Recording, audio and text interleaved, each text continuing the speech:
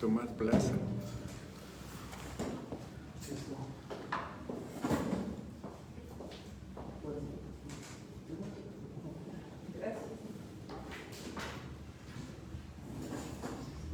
Pues muy buenas tardes a todos ustedes.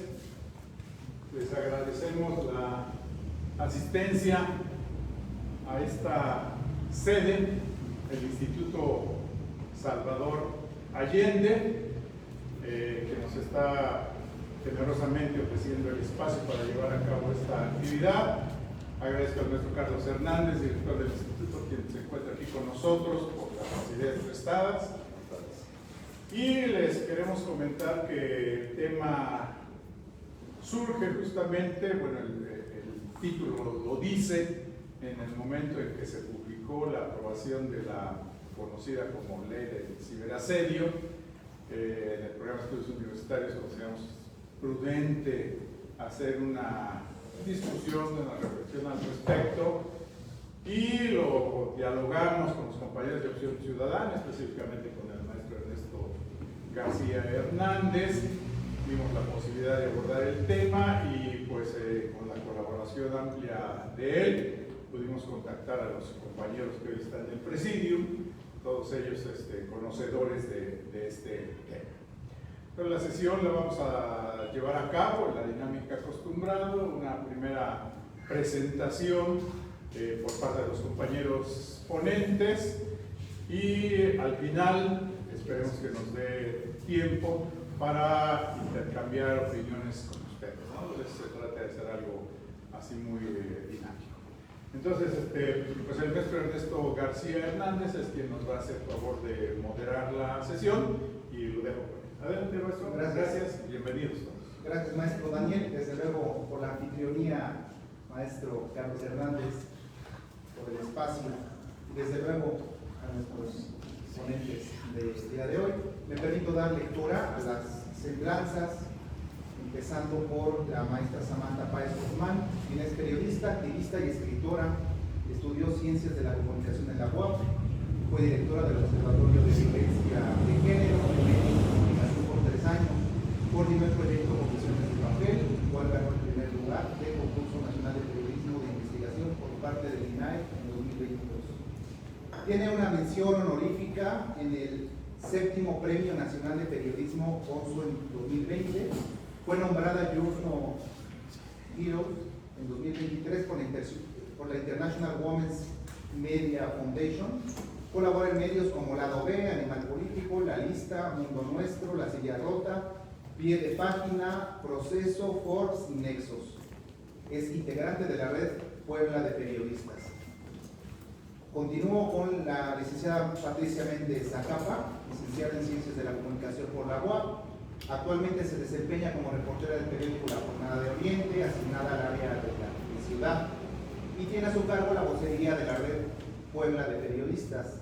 Cuenta con una experiencia de 15 años en el periodismo, periodo en el que ha transitado por medios de comunicación escritos, digitales y radio, entre los que destacan Diario Puntual, 1010 de AM y E-Consulta.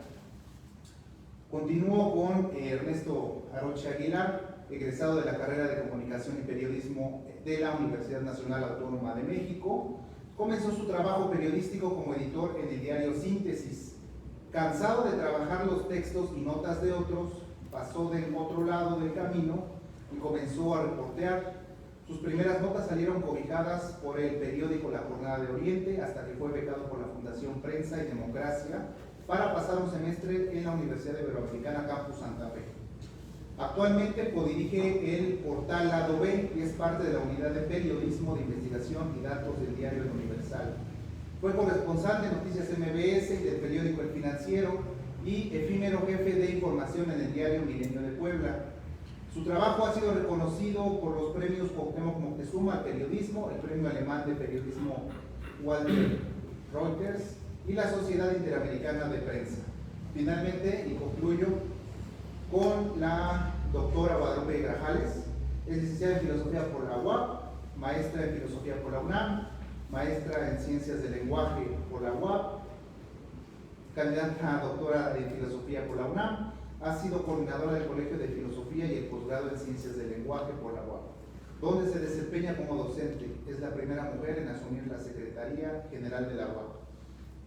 Comenzamos con la participación de Samantha Páez Guzmán. Por favor, suplicaré que pueda hacer intervenciones de 15 minutos por cada participante. Posteriormente transitaremos a ejercer la deliberación pública, la discusión con preguntas y respuestas. Por favor, Samantha, gracias. Bueno, en primer lugar, gracias a la UAP, a ti, Ernesto, y a quienes hicieron posible este foro para poder seguir discutiendo estas reformas. Me gustaría empezar diciendo que estas reformas al Código Penal no solo nos perjudican a quienes ejercemos el periodismo, sino a la ciudadanía en general, porque se centra en el artículo 480 en decir como palabras muy claves a quien ejerza como violencia, que perjudique a través de redes sociales a otra persona. Entonces cualquier crítica social, no solo periodística, puede ser catalogada de esta manera, ¿no?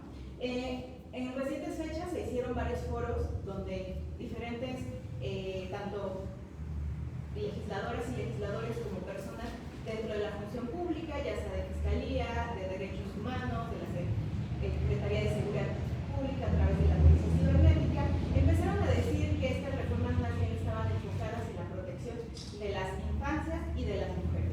Sin embargo, la protección de las mujeres en la vida digital ya está de alguna forma establecida en primer lugar en la Ley de Acceso a las Mujeres a una Vida Libre de Violencia del Estado de Puebla, donde se cataloga ya muy puntualmente la violencia digital.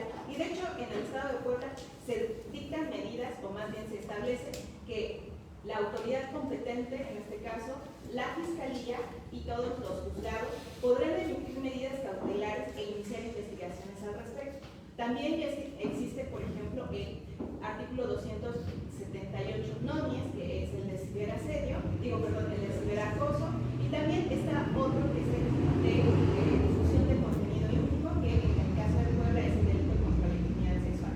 Entonces, como podemos observar, ya existe un marco legal que proteja a las mujeres en el entorno digital. Entonces, aquel argumento en el cual tanto el Congreso como el Ejecutivo están diciendo que este marco que se acaba de aprobar es para la protección de las mujeres, me parece que es algo falaz, que es algo que no se está cubriendo, porque además hay otros informes.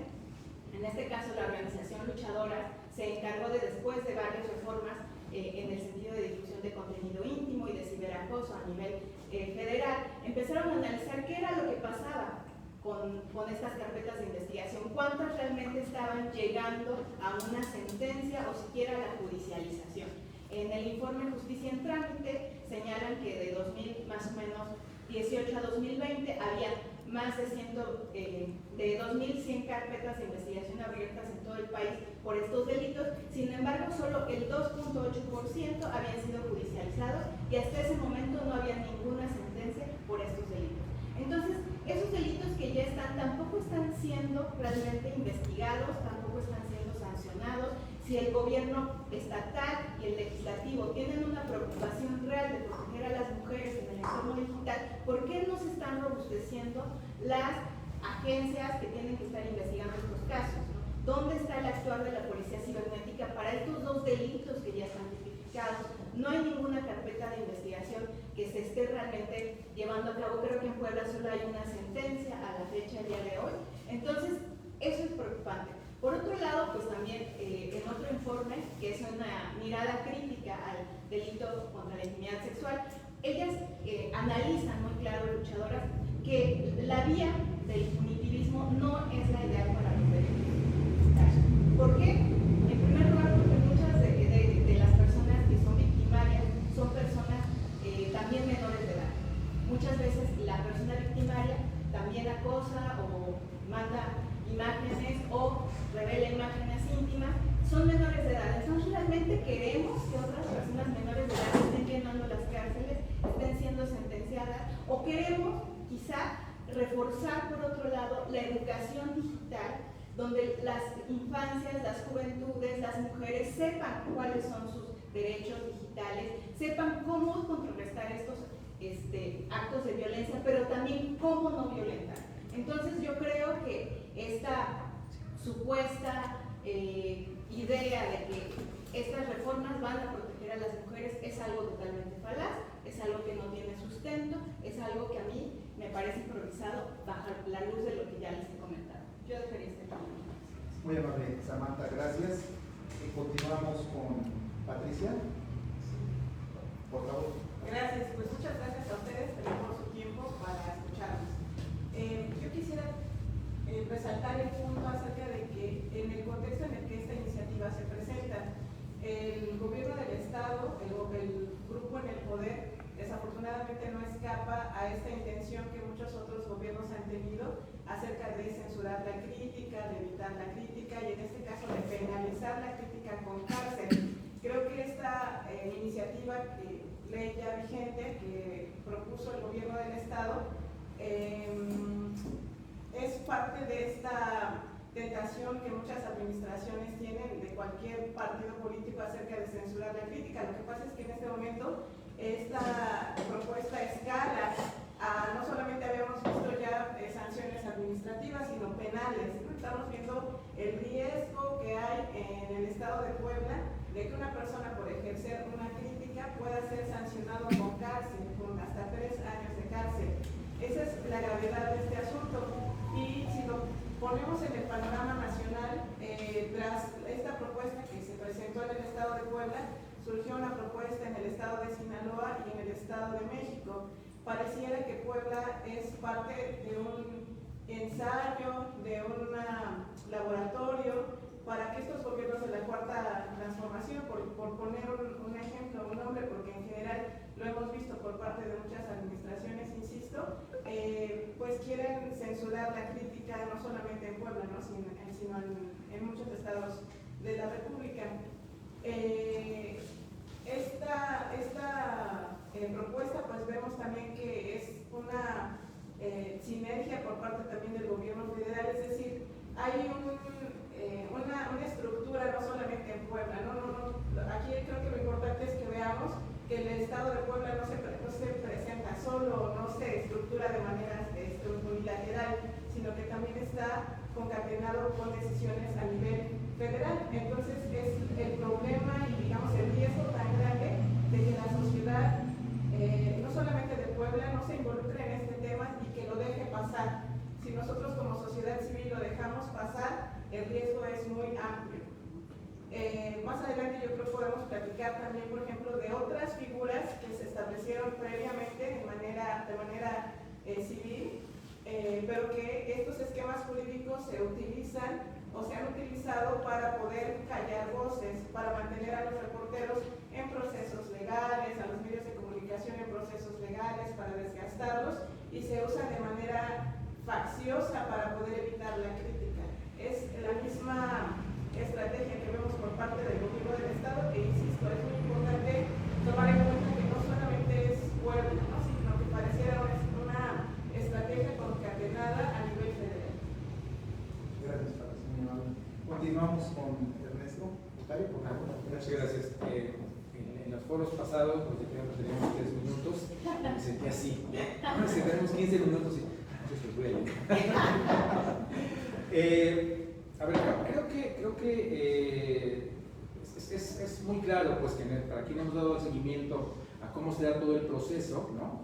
Nos cuentan que desde noviembre se presentó la iniciativa llega al Congreso del Estado por el entonces diputado José Luis Parra García, sobrino de Mario Marín, por cierto, por el lado de la madre, y que duerme el sueño de los justos durante 7 meses en el Congreso del Estado, lo van a las comisiones, nunca se analiza, nunca se discute, y de pronto un día José Luis Parra García se acuerda de la iniciativa y pide en una mañanera que se active, que se discute y que se apruebe, pues, ¿no? Y el Congreso inmediatamente atiende la petición y aprueba la iniciativa en una semana, en 3 o 4 días, ¿no? Y a las pocas horas de que se aprueba, llega el periódico oficial y tenemos ya activa formalmente, pues, esta reforma de los diferentes artículos del Código Penal que establecen, bueno, pues, el tipo de sanciones, ¿no?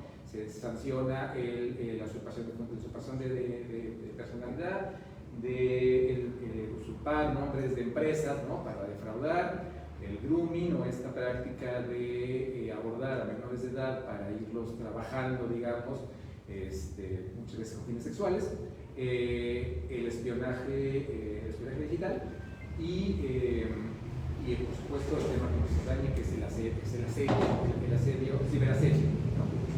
Entonces, bueno, pues pasan unos días, se aprueba esta iniciativa y de manera inmediata se aprueba, ¿no? A la par de que esto pasa, ¿no?, que pasó 7 meses en la congeladora y después acordamos de ella y en cosa de días se aprueba la iniciativa, hay una confrontación en una cuenta anónima y el gobierno del Estado, porque es el gobierno del Estado en pleno, pues es todo el aparato de gobierno contraatacando a esta cuenta porque criticó de una manera bastante absurda, pues, a una funcionaria pública, y hay esta respuesta de todo el gabinete y de muchos funcionarios, no en primer nivel, sino en segundo y tercer nivel, que empiezan a reaccionar ante esta cuenta, pues, ¿no? Entonces, más allá del discurso que nos quieren vender de que sí es una iniciativa que busca proteger a las infancias, que busca proteger a las mujeres, porque además en el foro nos pasaron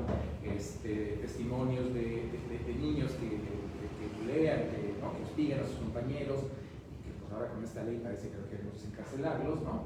Y a mujeres también, porque ya las compañeras explicaron que efectivamente tenemos ya ese tipo de actitudes, ese tipo de situaciones ya en el Código Penal, ¿no? Está el delito de ciberacoso, que me parece que en su redacción es menos dañino en términos de la crítica social que de cómo se redactó el delito de ciberasedio, ¿no? Además, en el diccionario de la academia, asedio es un sinónimo de acoso, ¿no? Es decir, prácticamente son los mismos. Todavía tenemos 2 delitos que sancionan lo mismo. Pero bueno, más allá del asunto, esta idea que nos quieren vender, lo cierto es que de fondo hay un tema político, ¿no? Hay una molestia del gobernador sobre una cuenta en particular, y entonces se instrumentaliza esta iniciativa para poder contenerla. Luego empezamos a ver, como dice Paqui, que empiezan a aparecer iniciativas muy similares en diferentes estados, Sinaloa, el Estado de México. Vemos que en Sonora sancionan a una persona, a una mujer, por criticar a la esposa del presidente de la Cámara de Diputados. En fin, pues, ¿no? En Campeche, pues la situación con los compañeros con el director, ¿no?, del diario Tribuna. En fin, efectivamente vemos una respuesta política, pues parece que orquestada, ¿no? Pues parece que en conjunto y a la par esta reacción por parte del gobierno del Estado a una confrontación con una cuenta anónima que ha cuestionado y que se ha publicado mucha información. Se ve que tiene muchos buenos contactos porque llegan muchos documentos, muchas cosas de esta cuenta. Entonces, más allá del discurso insistente que es la protección hacia las infancias y a las mujeres, pues aquí me parece que es claro que es una decisión política que busca evitar la crítica de la ciudadanía en general, los periodistas en particular, ¿no? Que somos quienes de alguna manera, de manera recurrente, estamos haciendo uso constante de manera pública, pues, ¿no?, y masiva, del derecho a la libertad de expresión. Entonces creo que sí es un asunto de riesgo, pues, que debe preocupar a todos y a todas, porque no afecta solamente, pues, a los periodistas, no es un asunto que cualquier persona que de pronto quiera criticar a un funcionario, a una persona que se dedica a la política o a la vida pública, bueno, pues siempre corremos el riesgo de que nos habiten el aparato estatal, ¿no? Y podamos entrar en un proceso jurídico al menos, no sé si cárcel, si multas, si no sé punto, pero con un proceso jurídico que es en términos emocionales ya y económicos, pues desgastante, ¿no? Y si en sexenios pasados hemos visto, sin ese tipo de herramientas, hemos visto a gobernadores hostigar a medios de comunicación, hemos visto pues, cómo Barbosa pues, enviaba auditorías sin ton ni son a los diferentes medios que eran incómodos, bueno, pues esta herramienta le abre la puerta a que cualquiera prácticamente pueda utilizarla para sancionar la crítica, y además, sobre todo, creo va generando una sensación de miedo, ¿no? O sea, yo creo que hay mucha gente que podría pensar, hijo, a lo mejor me aguanto con esto, ¿no? Pensar 2 o 3 veces si voy a poner ese tweet, si voy a publicar algo en mis redes sociales, pues qué tal que no, terminan demandándome, denunciando. Además de lo poco claro que es el tipo penal que establecieron, que se inventaron, porque dice que es de manera reiterada, ¿no? A ver, como un ejemplo, ¿qué tal que yo pongo un tweet, una publicación en mis redes sociales, criticando a alguien, digo que el funcionario fulano de tal es un corrupto, ¿no? Con pruebas o sin ellos, lo pongo. Y esa publicación se viraliza, y entonces se replica 1000 veces, por poner un número. ¿Es reiterada o no es reiterada? Yo lo puse una vez, pero se multiplicó 1000 veces, y esas 1000 veces le llegó al funcionario porque además lo arrobé, ¿no? Entonces, me lo van a contar a mí, se lo van a contar a todos los tuiteros, ¿no? Y si los tuiteros lo retuitean a otro más, ¿a quién van a sancionar? A mí, al que tuvo 10 retweets de mi tweet, en fin. Es decir, es una locura lo que nos estamos metiendo y lo que estamos enfrentando, ¿no? Por un lado, pues, esta reacción visceral, ¿no?, del gobierno del Estado, y por el otro, que es la parte preocupante, esta posible tendencia estatal en un inicio de censurar la posibilidad de criticar a través de las redes sociales. Aquí lo dejo. Gracias, señor. Continuamos con la doctora Guadalupe Grajales, por favor. Gracias.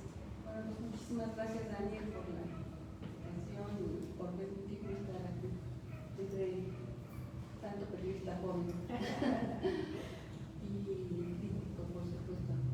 Fíjense que yo escribí un artículo para el Consulta y otro para el Ciudadano, en donde abordo un aspecto un tanto distinto a los que han abordado los compañeros, que son, imagínense lo que acabamos de escuchar de ellos, bueno, pues es que alarma verdaderamente la vaguedad con la que está redactado este artículo, ¿no? El último, ¿no?, el Código Penal.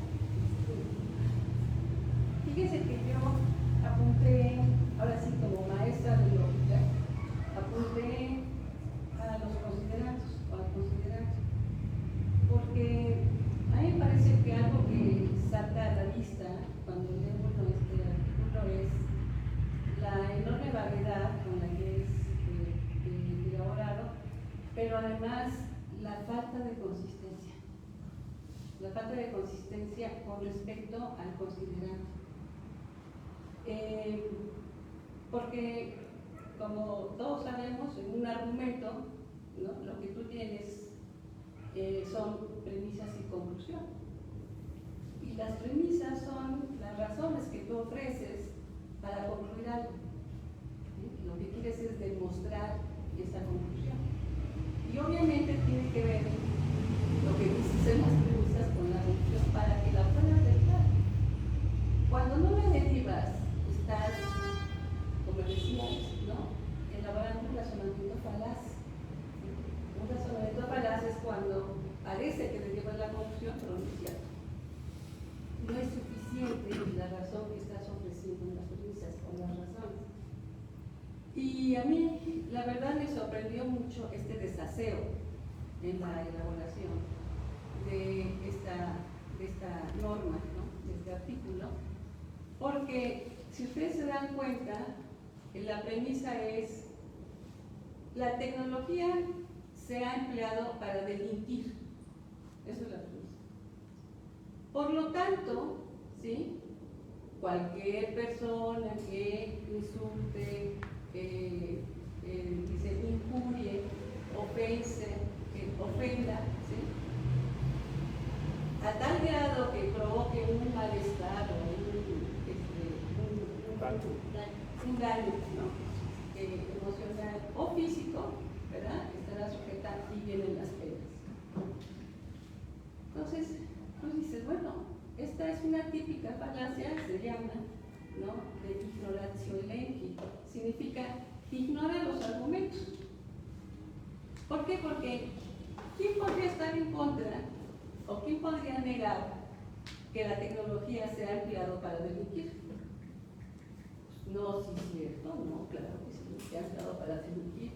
Y por lo tanto, entonces, vamos a castigar esta, ¿no? Esta conducta de esta manera, sin mayor especificación. No es cierto que se derive. No es cierto que se derive, porque de esta misma premisa ustedes pueden derivar 1000 cosas más. Y tú vas a estar muy convencido de que sí, esa es una razón suficiente para concluir lo que tienes que concluir. Entonces, este desaseo, ¿no? Está más que explicado por lo que ya dijeron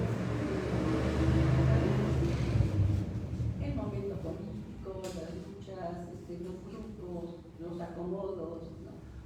Y ojalá que no sea lo que están previendo, una línea, ¿sí? Una línea lanzada en todo el país para pues establecer este tipo de normas que violan flagrantemente, ¿sí?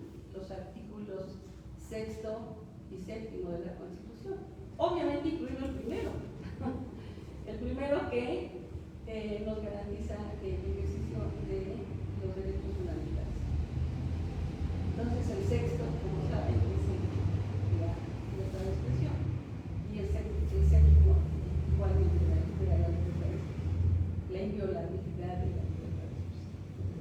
¿No? Entonces, en el artículo que salió hoy en El Ciudadano, digo, esta norma no tiene arreglo, porque ya ha señalado la voz del Congreso, ¿verdad? Que van a arreglar la redacción, ¿no? Que le van a retocar y que va a quedar de tal manera que se va a poder mantener, digamos, la vigencia de ese artículo recientemente aprobado. Y lo que yo digo es que ese artículo no tiene arreglo. Ese artículo o se deroga o se declara inconstitucional, que es justamente lo que, como todos sabemos, ya la Comisión Nacional de Derechos Humanos ha comunicado, ¿verdad?, que va a realizar el trámite de constitucionalidad a solicitud justamente de la Asociación de Periodistas Poblanos, ¿no? Sí, la recuerda. Entonces, a mí me parece que las razones que han ofrecido los compañeros que militan en esta organización, pues son más que claras, más que suficientes, y ellos justamente aluden a la violación de los artículos 6º y 7º. O sea, ¿cuál es el gran contrasentido de este artículo? ¿Cuál es el gran contrasentido? Que justamente el Estado es el encargado, obligado a garantizar estos derechos de la personalidad, o sea, los derechos jurídicos, entre los cuales se encuentra obviamente la libertad de expresión, ¿sí? Lo que es el derecho al respeto a la dignidad de la persona. Justamente el Estado, que tiene esa obligación, ¿no?, tiene al mismo tiempo, mediante estas normas absurdas, ¿verdad?, el poder de acallar, es decir, el poder de arrebatarte ese derecho fundamental. Entonces, ¿es un contrasentido? Por supuesto que lo es. Y yo creo que está suficientemente mal hecho el paso que dieron al aprobar este artículo, que una acción de inconstitucionalidad tendría que estar, no tendría que tener problema, ¿sí?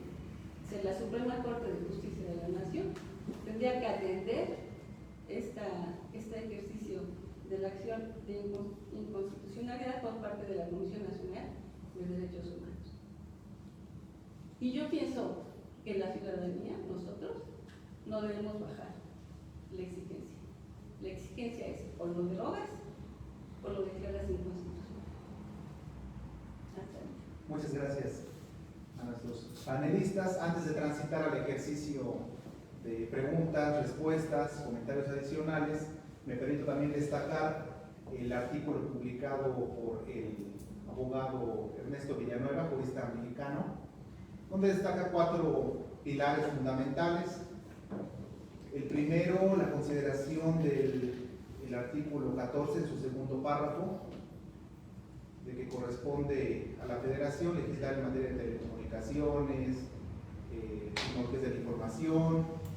En un segundo aspecto, la violación de esfera de competencias, en su artículo 73, fracción 17ª, en el mismo sentido, violación de esfera de competencias.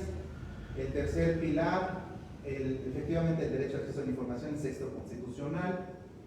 Y el artículo primero, principio pro persona, es decir, aplicar las leyes en beneficio de los gobernados, generando una armonía entre gobernantes y gobernados, y además de este principio pro persona, una progresividad en derechos humanos. Ese es un artículo que recomendamos ampliamente, autoría del jurista mexicano Ernesto Villanueva. Concluyo señalando y apuntando que hemos impulsado la legislación de la Ley de Participación Ciudadana, que Puebla junto con Campeche no cuentan con su Ley de Participación Ciudadana, que de existir contarían con mecanismos de participación ciudadana como lo son revocación de mandato, plebiscito, referéndum, silla ciudadana. En este mes de junio, en junio de 2025, se cumplen ya 4 años de omisión legislativa, es decir, el Congreso del Estado de Puebla, la 62ª legislatura, ha sido omisa en legislar este relevante aspecto de la revocación de mandato mediante la Ley de Participación Ciudadana, señalando que desde el año 2019, por decreto presidencial en el Diario Oficial de la Federación, las legislaturas de los estados debieron legislar en materia de revocación de mandato, otorgando un plazo de 18 meses. Ese es el término constitucional y ese fue el acto reclamado que un grupo de ciudadanos promovimos precisamente ante la Suprema Corte de Justicia de la Nación, un ruego de reducción de competencia para que obligue ya al Congreso del Estado a legislar en esta materia. Y concluyo solo señalando que el juez federal José Luis Evaristo Villegas fue quien desechó nuestro amparo, argumentando que no contábamos nosotros o no acreditamos nuestra ciudadanía de poblanos, pero sí el Congreso del Estado respondió con una respuesta a un domicilio asentado en la ciudad de Puebla, solo para estimular la participación ciudadana y con ese enfoque de análisis, reflexión y de perspectiva a futuro, ¿no? ¿Qué hijos y qué nietos queremos tener para Puebla? En concordancia también con la declaración de las responsabilidades de las generaciones actuales para con las generaciones futuras de la UNESCO de 1997. Suplicaré que las participaciones, preguntas, comentarios pudieran manifestarlas con mano física y escuchar también respuestas o comentarios adicionales. Si existiera alguna pregunta. Sí, Diego, por favor. Sí, bueno, bien concreto. Bueno, mi nombre es Diego y soy reportero de Consulta y quisiera yo preguntarles pues justamente algo que es bastante pertinente con respecto a este debate, algo que pasó hoy mismo, ¿no? Un doctor de una clínica que la están clausurando por múltiples irregularidades, porque a través de redes sociales la gente está diciendo pues que ahí tratan mal a los pacientes, que han pasado tanta cantidad de cosas. Bueno, resulta que el propietario de la clínica está pidiendo la ayuda al gobernador realmente, diciendo que lo que le están haciendo es ciberasedio.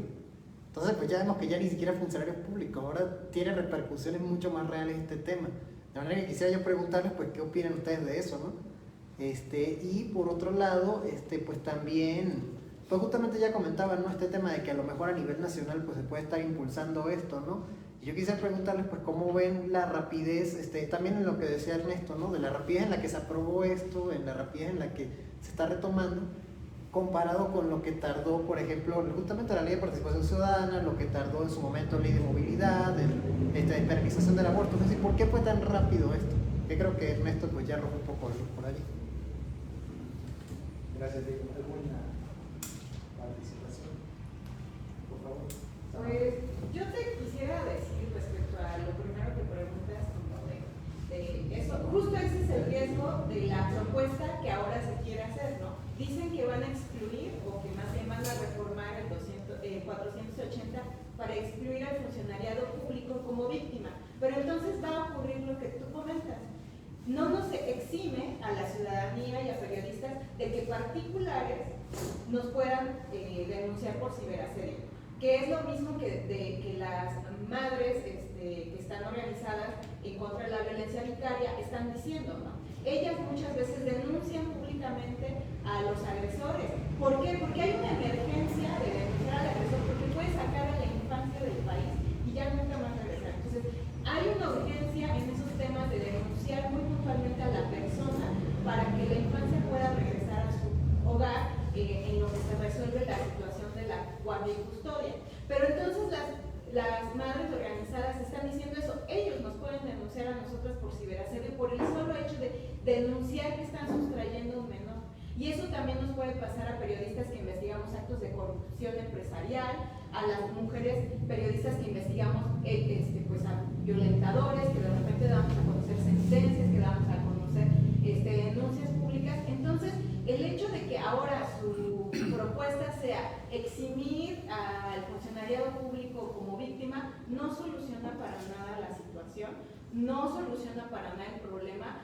El problema sigue siendo, como ya lo dijo acá la doctora, un problema de inconstitucionalidad y de otra cosa que están diciendo es, ay, bueno, pues si te denuncian, pues hay normas que te van a liberar de una posible sentencia. Están actuando mal, porque justo el principio de los derechos humanos significa que tú tienes que tomar en cuenta las leyes que están por encima de la Constitución, de los reglamentos estatales, para entonces legislar acorde.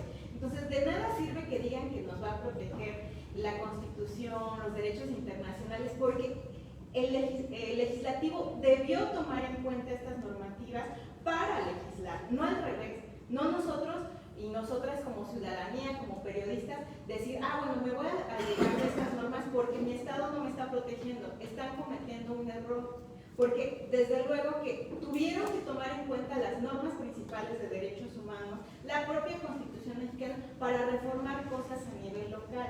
Hay una cuestión pues de que las normas tienen que estar acorde justo a la Constitución y a normas superiores. Entonces creo que eso también es un error que nos está diciendo, que están tratando de justificar que no vamos a llegar a un juicio, pero como ya bien lo dijo Ernesto, y el desgaste de que te manden un citatorio, de que tengas que ir, de que tengas que pagar un abogado con los sueldos precarizados que tenemos, la verdad es que sí está muy complicado.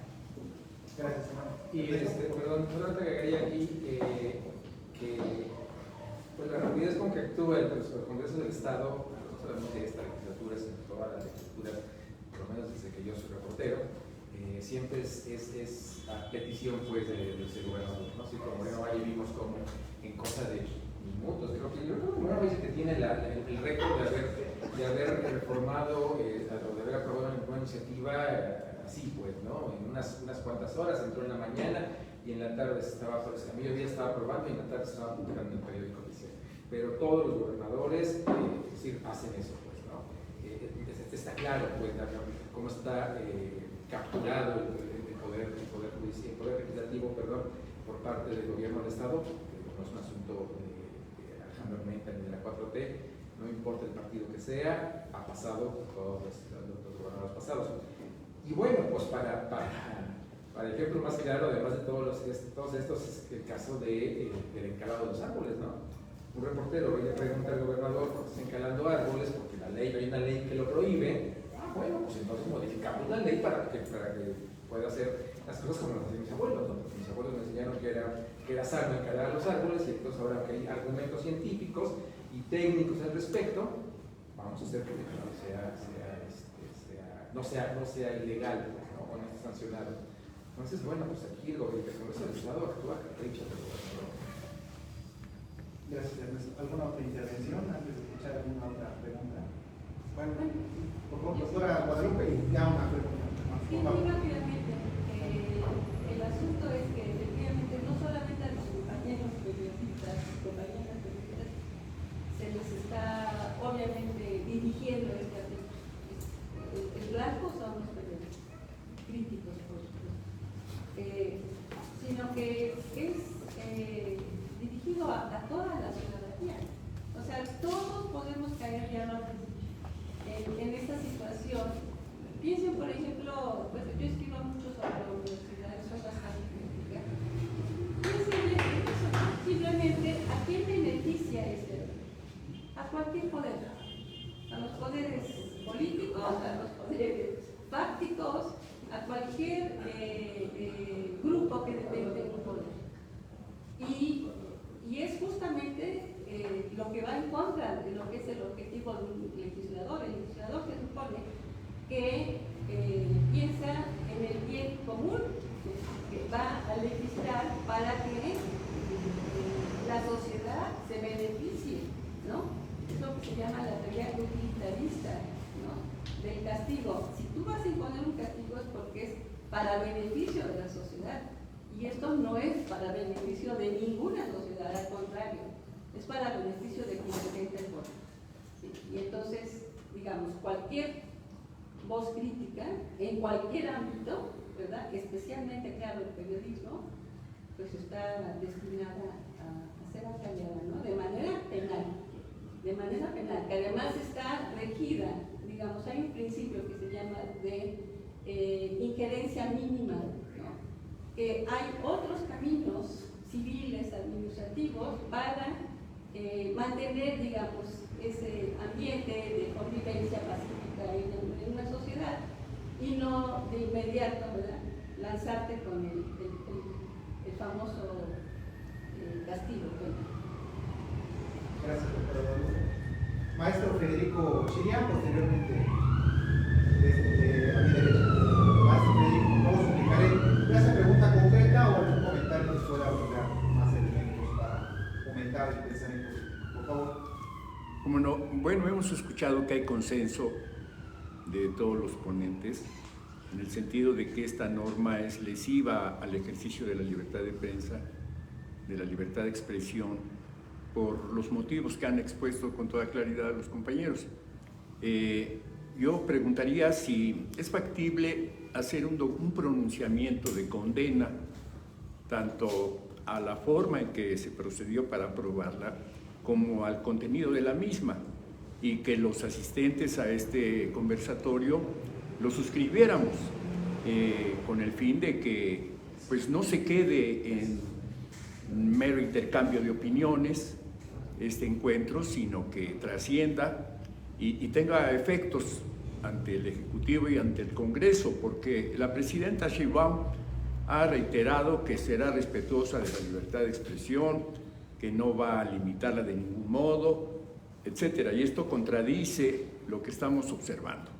De modo que yo le pediría a la mesa que se redactara un pronunciamiento que reúna las participaciones de los ponentes y que la suscribamos los asistentes que estemos de acuerdo con ello, para que Alejandro Armenta corrija esta actitud que tiene ante los medios. Sabemos que tiene antecedentes y que pareciera ser un mecanismo de defensa contra decisiones que pues son también que agravan el interés público. Entonces, ese es el planteamiento. Si pudiéramos esperar un tiempo razonable para que consensen un documento específico que llevara nuestras firmas y se dirigiera tanto al Ejecutivo como al Legislativo. Gracias. ¿Algún comentario? Sí, por favor. The World Justice Project, que es una medición internacional que se hace anualmente, siempre, desafortunadamente, Puebla sale muy sobre los suelos en muchos aspectos, pero uno de los que siempre tiene la menor calificación es en la participación ciudadana y en el Estado de Derecho, desafortunadamente. Esta situación es porque en general la sociedad no se involucra en este tipo de temas, porque no se informan o porque los medios de comunicación no lo transmiten, porque la gente también no es participativa, en fin. ¿Cuál es el problema de esta situación de la falta de participación ciudadana? Que efectivamente los gobiernos se aprovechan de esto, ¿no? Entonces, no es casualidad que la iniciativa se aprobó el viernes y se publicó creo que el sábado. No, el mismo jueves, se aprobó el viernes, ¿no? Pero de semana, apostando a que la gente está en sus días de descanso y a que no iba a haber nadie que pudiera alzar la voz. Saliendo un poco del tema jurídico y todo lo que hemos platicado, el riesgo, insisto, como lo decía yo al principio, de no involucrarnos no es menor. Es decir, recordemos lo que pasó cuando se cayó el puente en la delegación en México, por falta de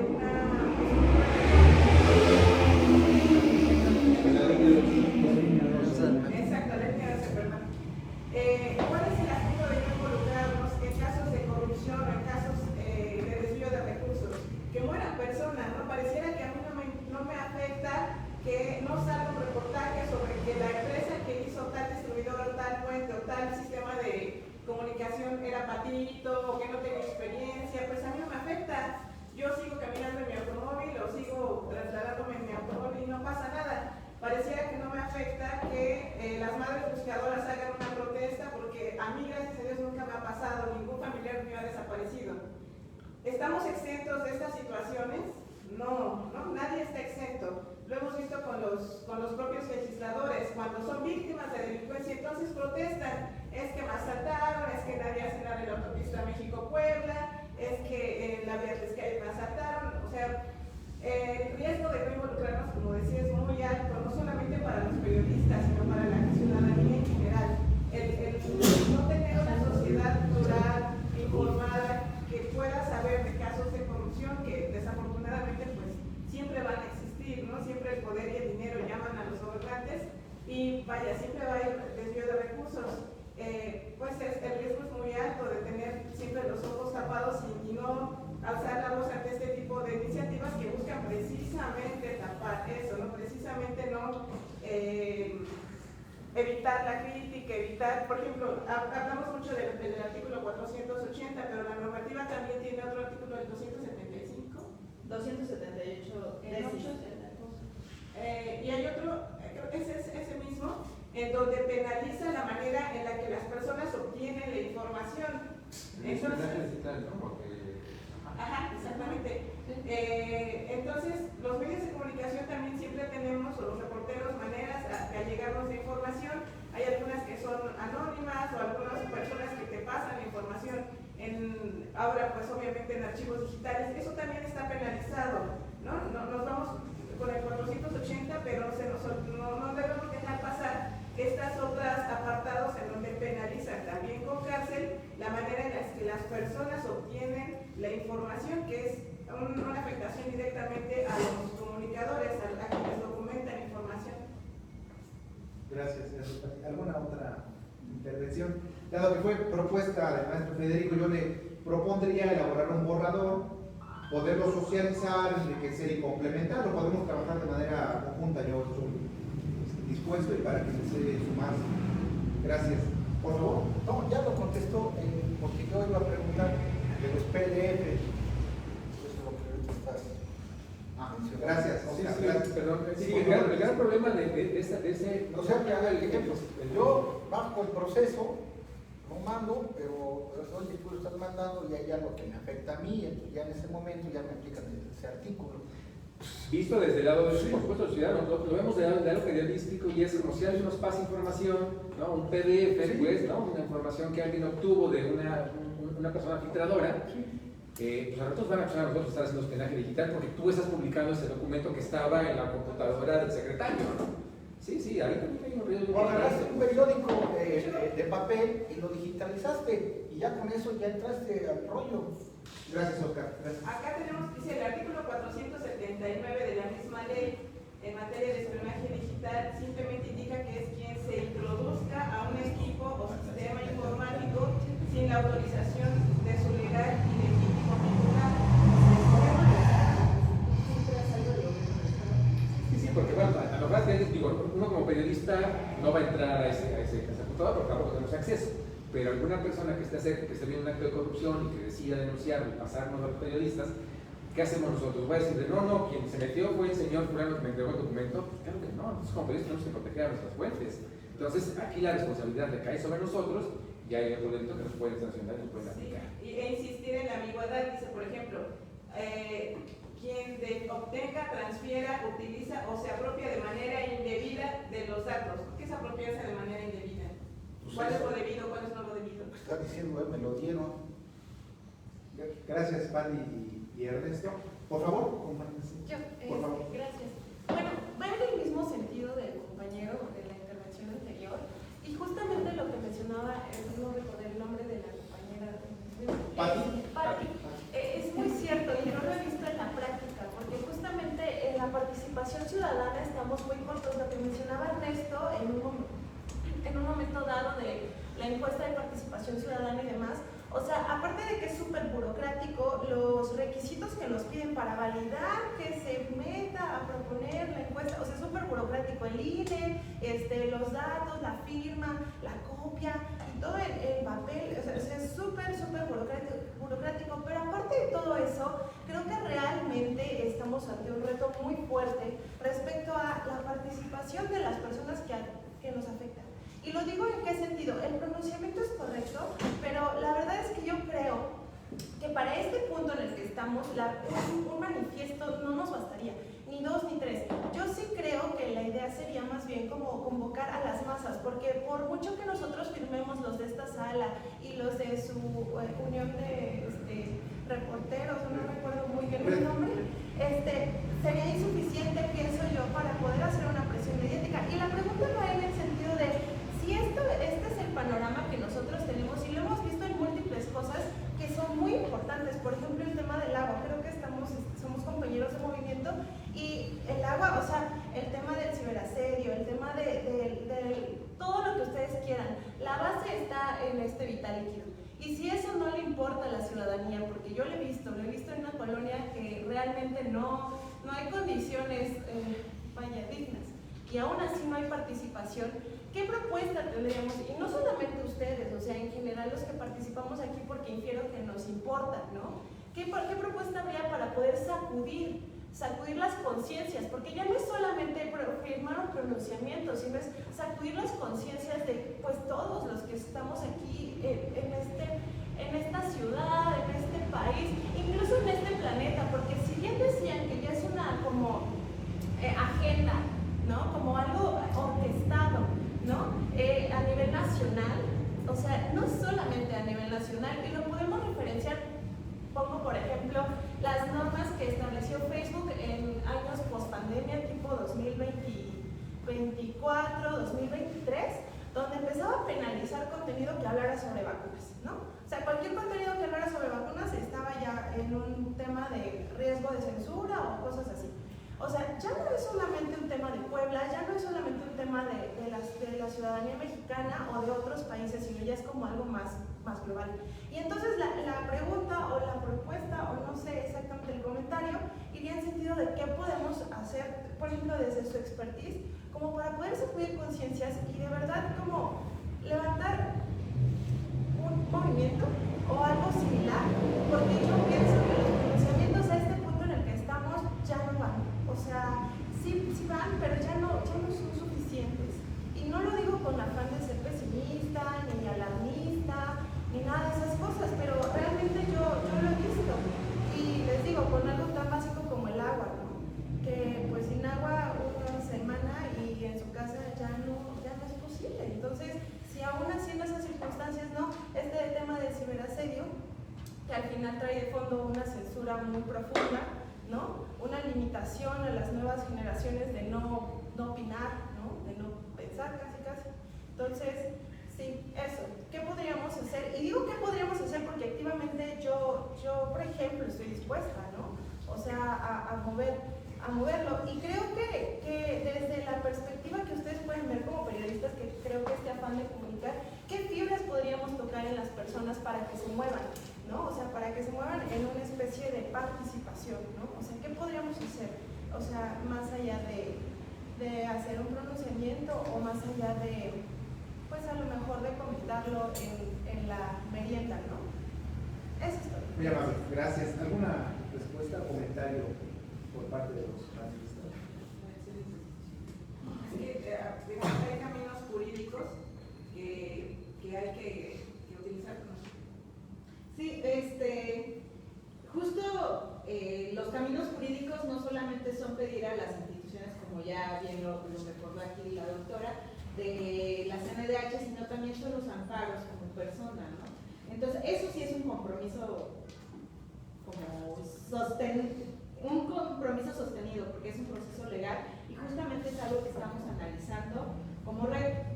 Con respecto a lo que tú dices, yo no desvaloraría la comunicación de la merienda, porque muchas veces queremos mover a las masas como si pudiéramos llegar a la viralización, pero hay que recordar que justo los algoritmos no siempre apoyan o funcionan para este tipo de temas. Entonces yo diría dos cosas. Una, no desvaloremos platicar con la gente boca a boca, explicarle.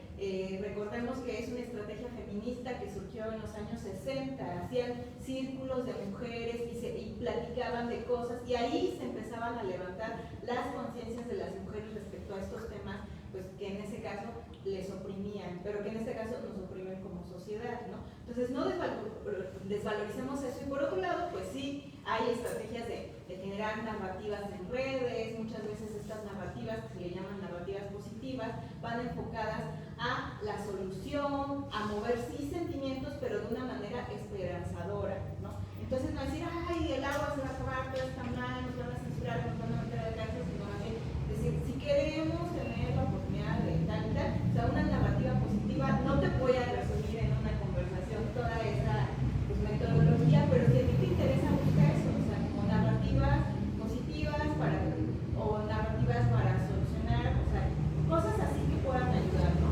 Entonces, yo lo dejaría ahí, pero también como lo dice Pati, el amparo, no sé si quieres profundizarme.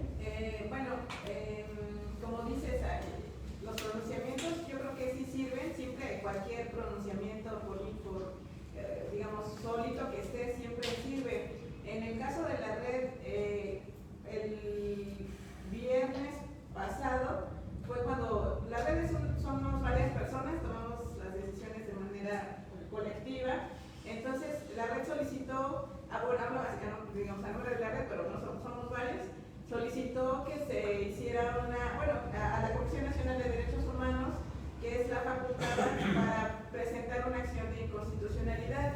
Entonces, como sabemos, como dijo la maestra, ¿qué hace la comisión? Pues tenía que responder sí o sí, no tenía que pronunciarse. Lo hace el domingo pasado y pues en su discurso parece que como que le dice o lo cambias o ya estoy preparando la acción, ¿no? Es como, digamos, lo podemos traducir así. ¿Qué es lo que está pasando ahora? Que el gobernador dice que se cambia, los diputados están apostados en que se cambia.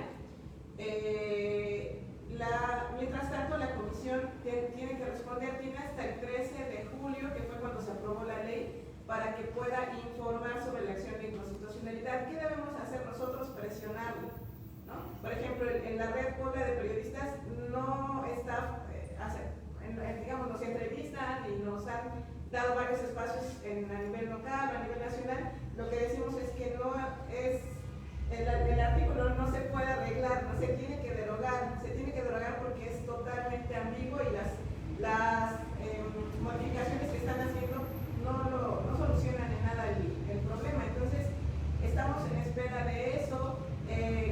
No hay algunas otras organizaciones que están también analizando la parte de los amparos, porque también es otra estrategia para que se pueda declarar inconstitucional.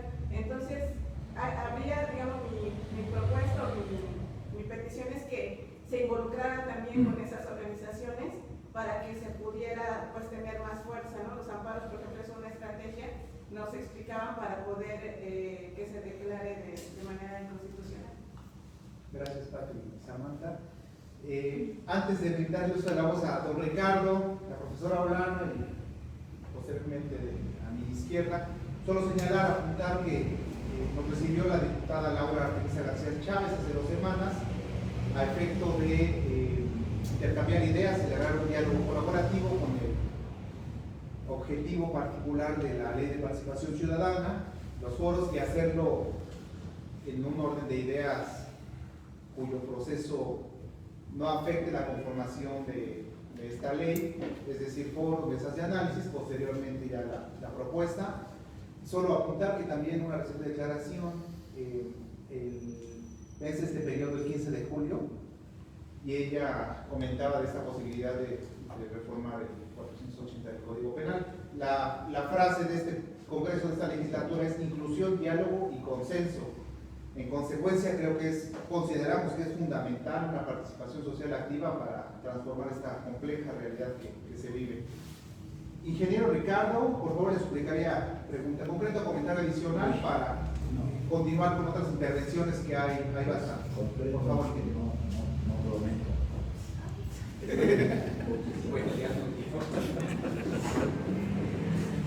Aquí la señorita le da la rebelión de las masas.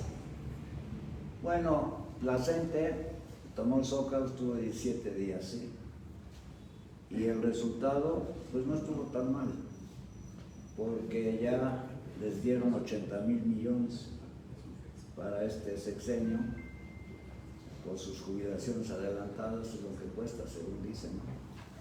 Y para el próximo sexenio 240,000 millones. Esa es información que tenemos de los medios públicos, radio y demás, de cálculos que se han hecho, ¿no? Entonces, pues la famosa rebelión de las masas, ¿sí? Tomar las calles, ¿verdad? Lo hemos hecho muchas veces, convocar a una marcha, toda la reforma, etcétera, y ya, para proteger ¿qué? Pues la libertad de expresión, ¿no? Que pues, es fundamental para toda democracia.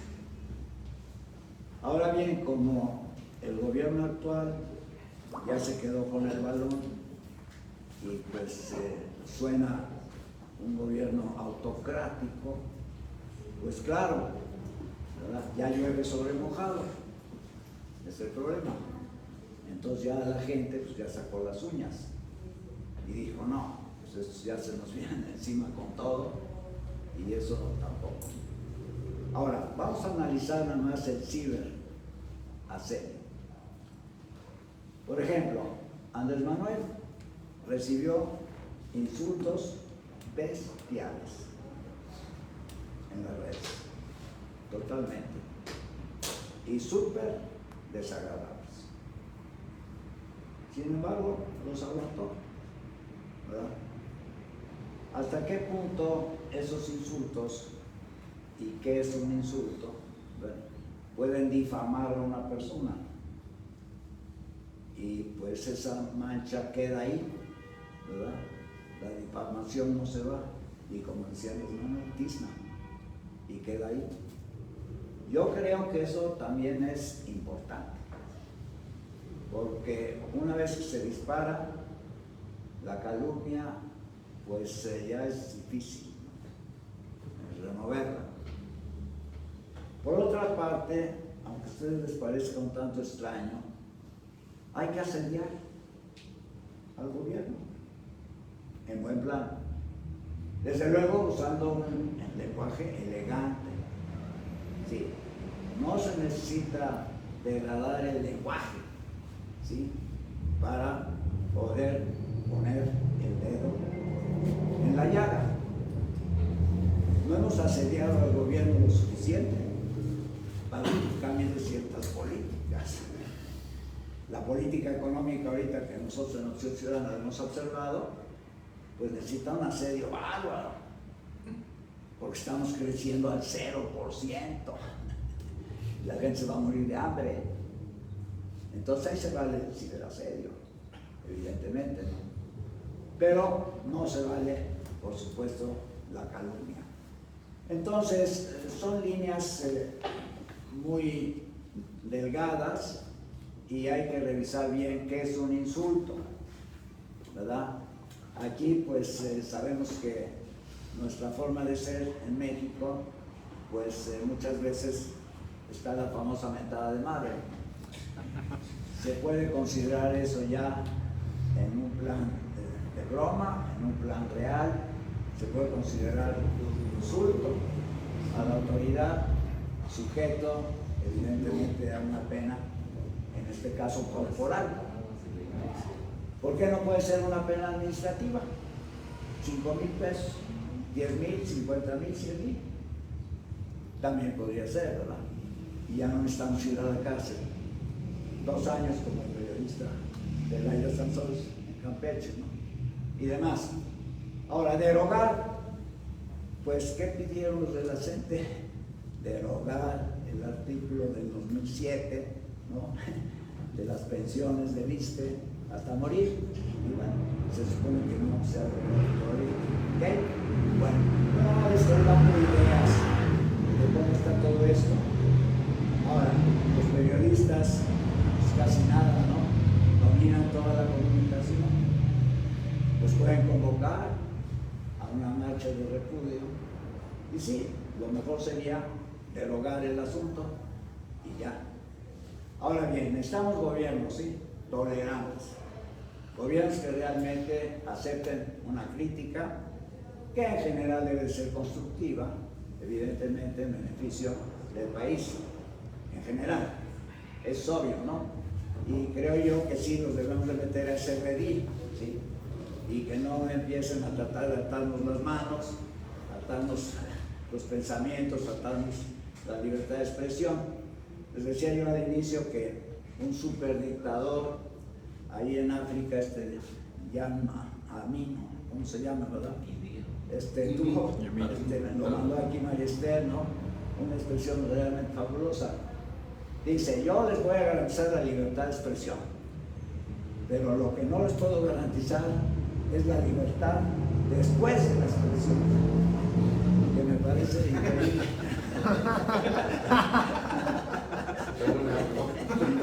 Muy bueno, la verdad. Entonces, pues sí, no queremos ser coaccionados, ni menos perder nuestra fabulosa libertad, ¿verdad? Etcétera, etcétera, en este México, ¿no? Tan atribulado que tenemos, ya para qué les cuento.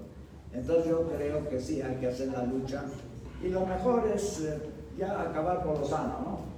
Que se derogue y que se olvide y que cada quien ejerza su libertad de expresión con plena responsabilidad ante sí mismo y ante la autoridad.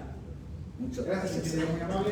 Sí, maestro Carlos Hernández, posteriormente profesor Olano, de este lado, sí, y ya finalmente otra segunda ronda. Por favor, maestro Carlos Hernández. Sí, yo creo que en el diagnóstico parece ser que hay una coincidencia generalizada, aunque hay matices.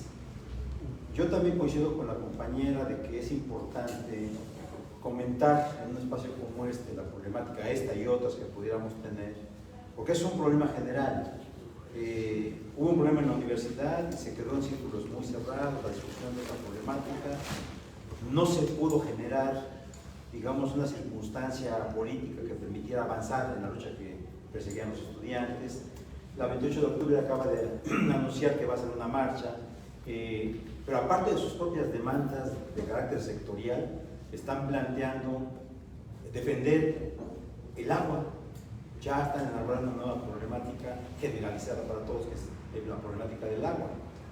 Ojalá y con esto, digamos, logren un mayor consenso social y puedan ser acompañados ya no nada más por su gremio, sino también por muchas organizaciones y ciudadanos en general. Yo creo que ciertamente no se puede quedar tampoco en la realización, como siempre se ha hecho además, de un documento en donde nos signemos todos y nos pronunciemos en contra de esta ley. Me parece que la compañera tiene razón cuando plantea que es necesario ir más allá, porque también decía la compañera que es un hecho, parte del diagnóstico, que la sociedad está paralizada, no se mueve, parece que nada la mueve, a los ciudadanos, no se involucran, decía ella, con toda razón, y esa es otra realidad que vivimos, es parte del diagnóstico. Yo creo que efectivamente la compañera tiene razón cuando plantea la necesidad de pasar de lo declarativo a la acción.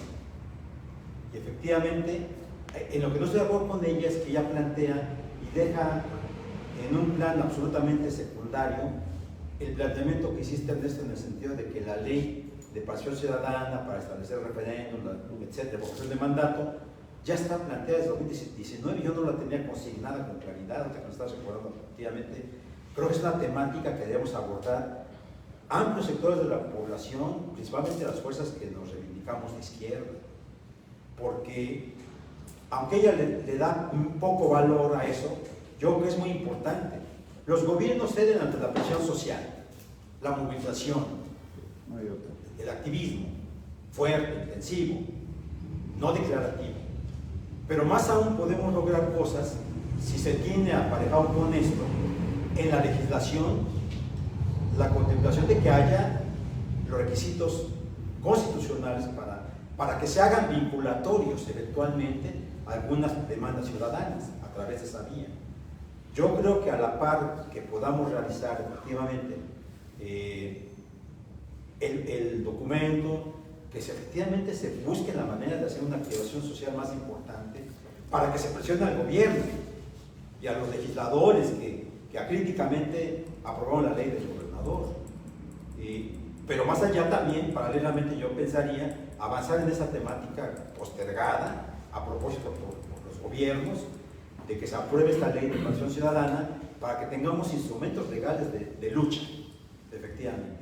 Entonces yo me uno a la idea de que tengamos o promovamos un activismo real, digamos, de presión social hacia el gobierno, hacia los legisladores, convocando a la ciudadanía y a las organizaciones, y efectivamente a la par enarbolar esa bandera que tú planteabas, Ernesto, de que se discuta cuanto antes y se apruebe esta ley de participación ciudadana.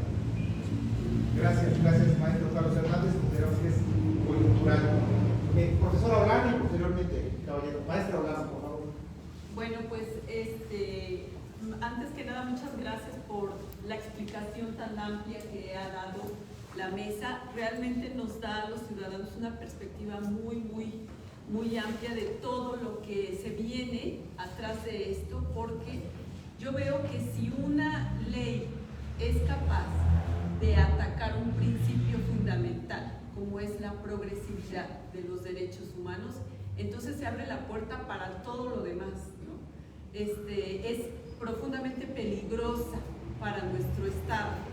Entonces, sí considero que debemos pasar a la acción, porque estamos en el inicio de un periodo gubernamental que desde los primeros días ha estado confrontando los derechos humanos. Y eso hay que decirlo en todos los sentidos. Estamos apenas a mitad de un año y hemos tenido que ir siguiendo los pasos de decisiones que nos agravian profundamente. Y me sumo a estas propuestas de activación. Por supuesto, no solamente se está atacando la función del periodismo, se está atacando a la sociedad. Desde el momento en el que estamos hablando de un derecho humano fundamental, estamos atacando a la sociedad en general.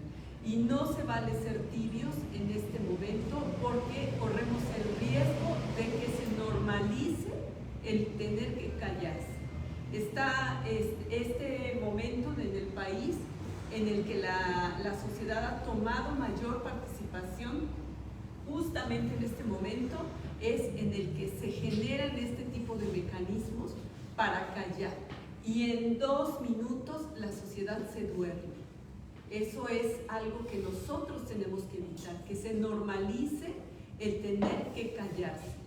Y creo que este es un momento crucial en donde se une la sociedad, las instituciones, y a presionar a la Comisión de Derechos Humanos, que no sea un nado sincronizado entre el poder legislativo, gobierno, y la última instancia que nos queda es derechos humanos. Entonces sí siento que tenemos que pasar a la acción, aparte de los documentos y de estas mesas de diálogo.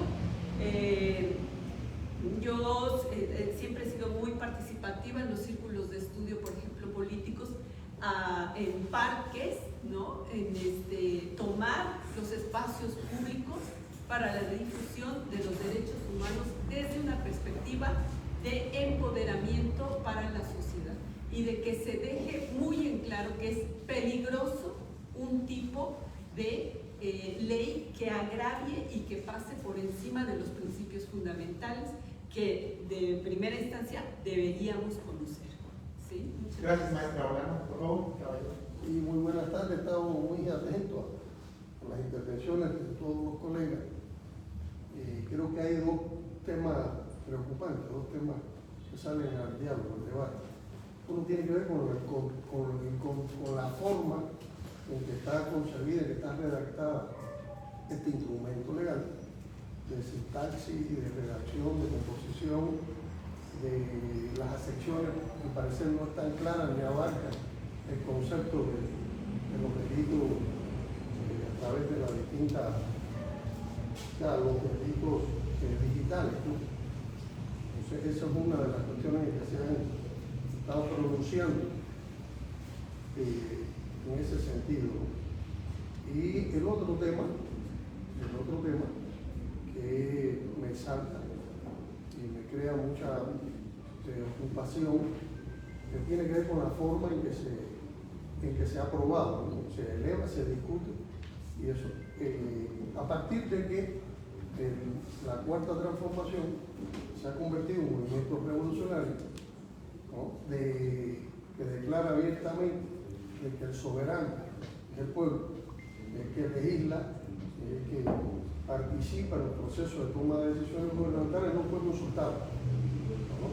Sino simplemente fue a partir, de acuerdo a lo que se dice aquí, no tengo elementos de juicio, pero no se ha hecho un análisis a la sociedad, una consulta popular del contenido, del alcance y de lo que esa ley regula.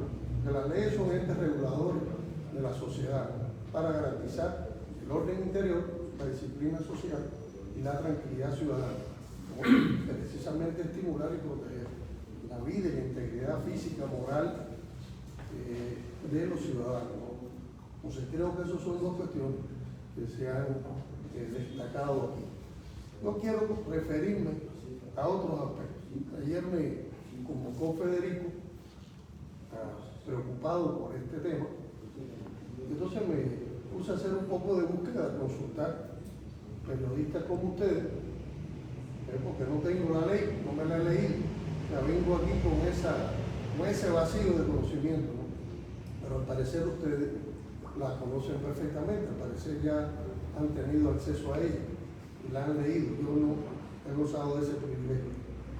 Pero a partir de la revolución o esta tercera era de las TIC, de las tecnologías de la información y las comunicaciones, han traído grandes beneficios a la humanidad, a las instituciones educativas, a los gobiernos, a partir de los gobiernos, de la digitalización de todos los procesos, y ha servido de mucho a las comunicaciones, ha cortado distancia en el mundo y ha facilitado la elaboración y la síntesis de información para utilizarla en los distintos campos y ramas del saber humano.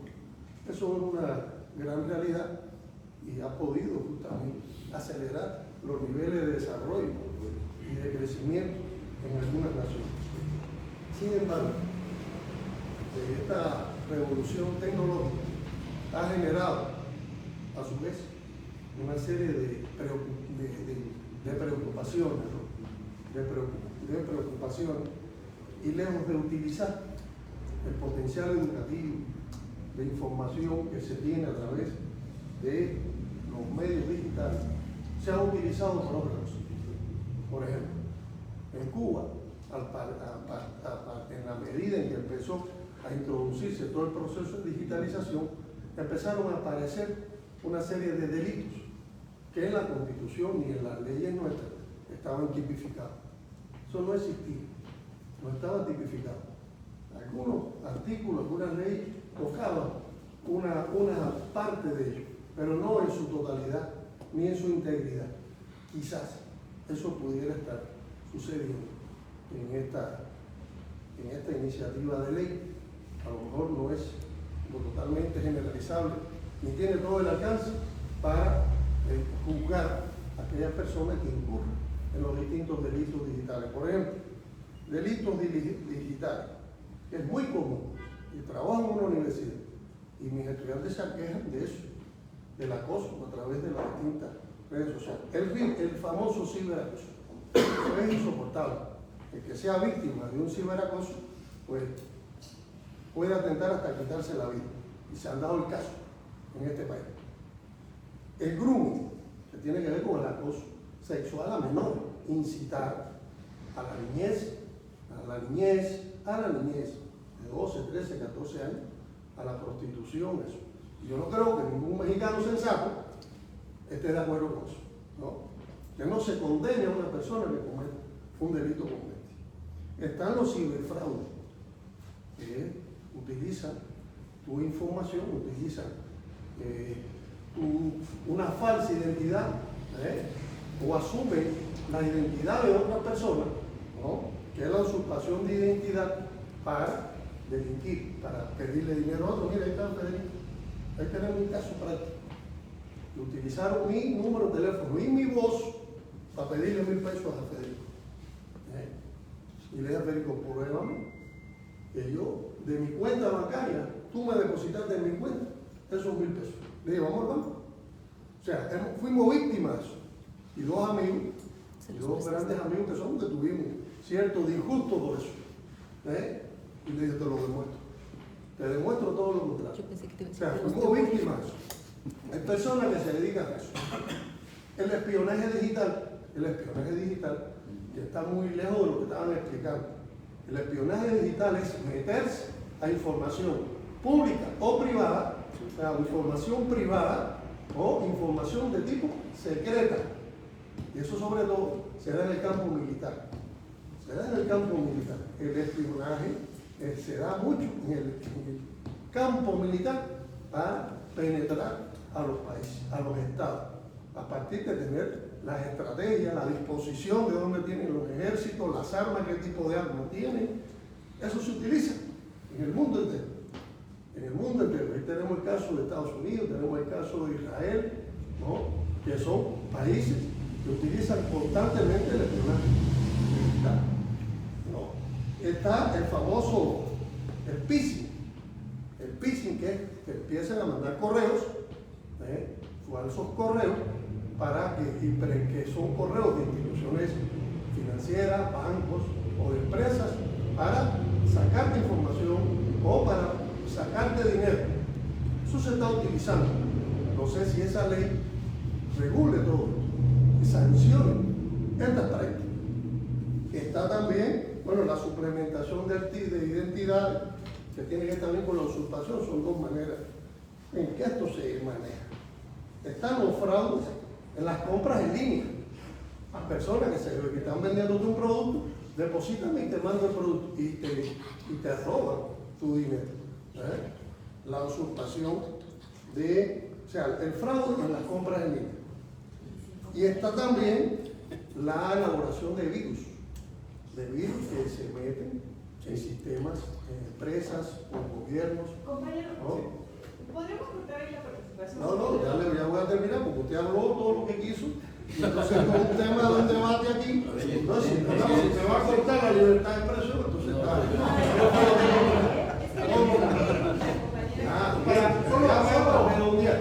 Para redondear, para redondear y terminar. O sea, lo que le estoy planteando, lo que le quiero plantear a ustedes que quieren hacer una propuesta, elevar una propuesta para impugnar la ley, si esa ley, en la forma que está redactada, no castiga esto, entonces sí se puede impugnar.